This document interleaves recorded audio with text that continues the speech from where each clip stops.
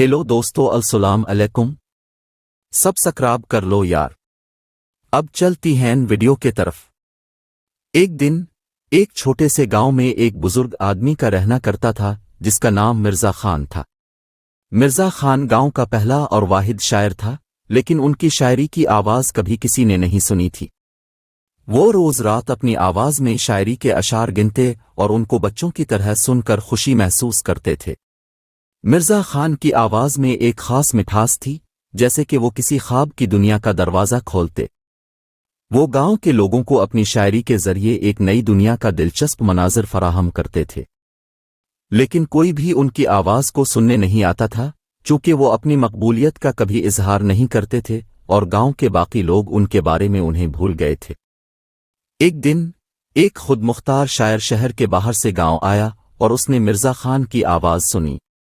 वो शायर बहुत मुतासिर हुए और मिर्जा खान से मिलने का ख्वाब देखते हैं।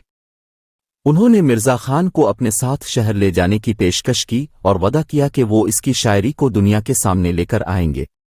मिर्जा खान ने इस पेशकश को कबूल किया और शहर के साथ रवाना हो गए। उनकी शायरी ने शहर के लोगों को मगन कर दिया और वो शहर के बड़े मकामी अशार के साथ पेश किए गए।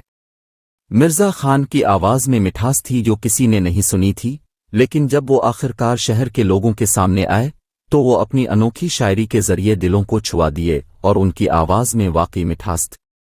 ये कहानी हमें ये सिखाती है कि कभी कभी हमारी तख्लीकी आवाज और अहमियत किसी को नजर नहीं आती, लेकिन हमें इस पर यकीन रखना चाहिए कि हमारे अफकार और तख्लीकात की मिठास कभी कभार दुनिया को मुतासिर कर सकती है।